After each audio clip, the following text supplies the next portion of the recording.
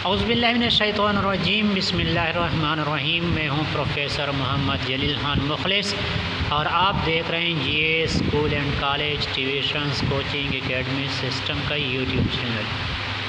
پاکستان کے قومی ترانے کے مفہوم و مطالب کے بارے میں ایک تفصیلی ویڈیو پہلے آپ کی خدمت میں پیش کر چکا ہوں، جس سے اردو کے معلمین اور متعلمین استفادہ حاصل کر چکے ہیں اور حاصل کر رہے ہیں۔ اس ویڈیو کو کافی زیادہ وہ پسند کیا گیا، تو آج ایک اور ویڈیو پاکستان کے قومی ترانے کے بارے میں اہم معلومات کے ساتھ آپ کے خدمت میں حاضر ہو چکا ہوں۔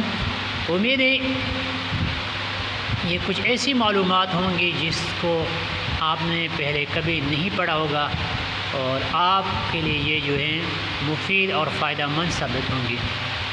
تو ویڈیو شروع کرنے سے پہلے G A school and college tuitions coaching academy system کا یوٹیوب چینل سبسکرائب کریں، لائک شیئر اور کمنٹ کریں۔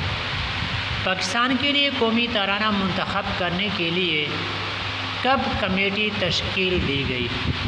تو اس کا جواب ہے 24 فروری 1949۔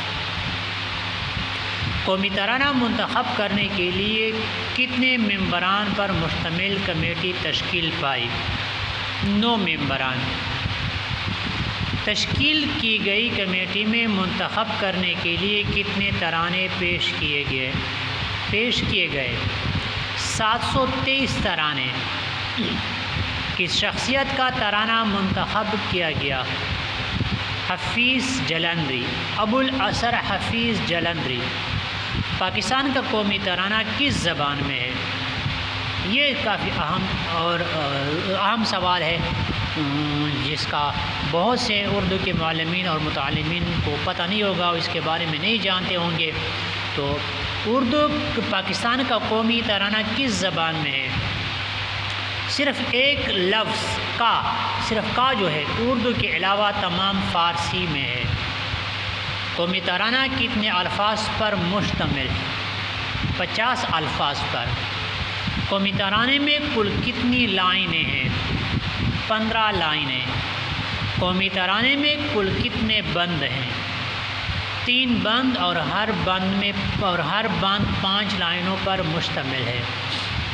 قومی ترانہ پہلی دفعہ کب نشر کیا گیا؟ 13 اگست 1954 کو ریڈیو پاکستان سے نشر کیا گیا۔ قومی ترانہ کس شخصیت کی آمد پر نشر کیا گیا؟ بادشاہ رضا شاہ پہلوی ایران کی آمد پر نشر کیا گیا۔ تو یہ تو تھی آج کی ویڈیو۔ امید ہے آپ نے اس ویڈیو سے بہت کچھ سیکھا ہوگا۔ اس طرح کی مزید دلچسپ اچھی اور معلوماتی ویڈیو دیکھنے کے لیے چینل سبسکرائب کریں، لائک شیئر اور کمنٹ کریں۔ فی الحال آج کی ویڈیو میں اتنا ہی۔ مجھے دیجیے اجازت، اپنا بہت سارا خیال رکھیے گا اور مجھے اپنے دعاؤں میں یاد رکھیے گا۔ السلام علیکم ورحمۃ اللہ وبرکاتہ۔